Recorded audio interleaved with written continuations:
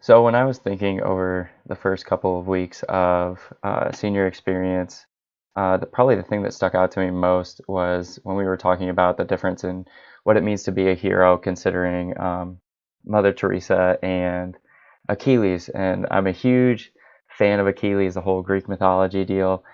So I love reading his story, but I also love Mother Teresa. When we were reading it, it brought me back to when Josh Reebok actually spoke in chapel.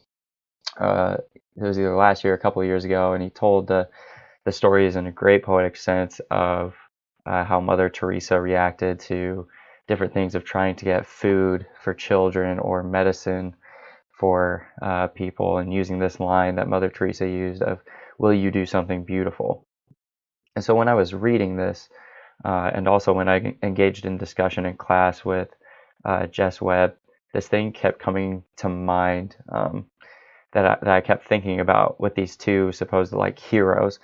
Um, and the biggest thing that always came to mind for me was one of these people was known for the life that they lived, and the other person was known for the death that they died. When I think of Achilles, yes, he's this hero. He's this manly man. He's this beast of a person, an unconquerable warrior. But he's most known in history and in popular culture for this idea of the Achilles heel, that he was taken down based off of this one weakness. That's his story.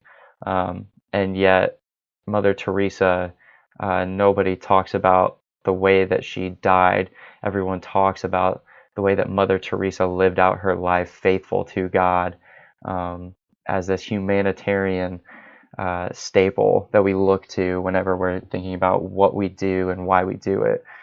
And so for me, when I think about being the hero of my story, or rather, this character in my story, and what kind of hero I would want to be, I think to myself, do I want to be like Achilles, where yes, I may live for conquest, and I may live this radical life that's just all out, but is it for me?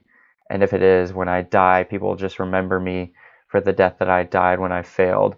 Whereas Mother Teresa, I remember her, and I think a lot of people remember her for the way that she touched so many lives in her lifetime.